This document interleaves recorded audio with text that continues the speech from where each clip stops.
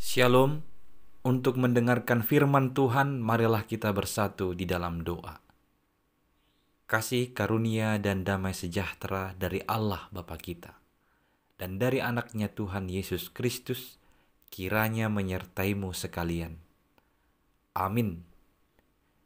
Ayat harian untuk kita pada hari Jumat 26 Januari 2024 tertulis di dalam surat Roma pasal 13 ayat 14.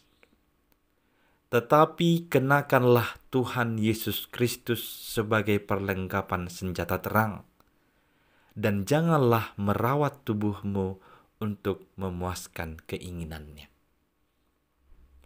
Saudara-saudari yang dikasihi oleh Tuhan Yesus Kristus, melawan daging itu gampang, karena bisa dilihat mata, bisa kita lawan dengan memukul, menembak, atau memanahnya. Tetapi melawan roh, keinginan, tentulah sangat sulit bagi kita. Misalnya saja melawan keinginan daging, keinginan nafsu duniawi kita sendiri. Itu bisa menjadi sebuah pergumulan yang besar bagi kita. Misalnya keinginan untuk dipuji, keinginan untuk dihargai, keinginan untuk semakin diperlakukan istimewa oleh orang lain. Itu bisa membawa kita ke dalam berbagai jalan menuju dosa. Mungkin kita akan melakukan berbagai hal supaya kita dipuji, supaya kita dihargai. Mungkin kita melakukan hal-hal yang sudah bertentangan dengan kehendak Tuhan, asalkan keinginan daging kita atau keinginan tubuh kita dapat terpenuhi. Itulah sebabnya Rasul Paulus berkata, kenakanlah Tuhan Yesus Kristus sebagai perlengkapan senjata terang. Senjata terang artinya itu membuat kita sadar, membuat kita jelas melihat, membuat kita paham, membuat kita benar-benar mengerti apa yang di hadapan kita, atau apa yang kita lakukan, atau apa yang kita katakan. Disebut mengenakan Tuhan Yesus Kristus.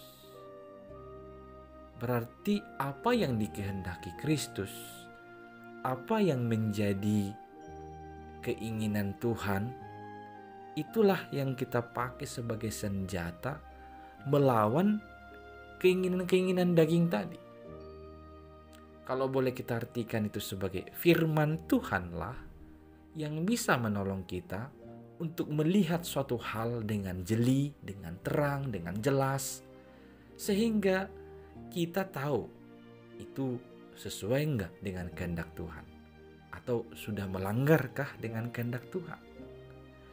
Firman Tuhan, Yesus Kristus, itulah yang menjadi senjata kita untuk melawan itu, mendeteksi dan melawan keinginan-keinginan daging itu.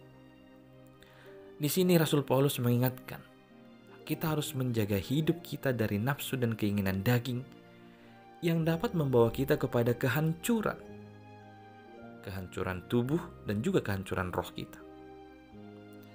Janganlah merawat tubuhmu untuk memuaskan keinginannya, kata Paulus. Artinya, apabila kita selalu mengikuti dan tidak berani melawan keinginan daging, itulah yang akan membawa kita kepada penderitaan hidup.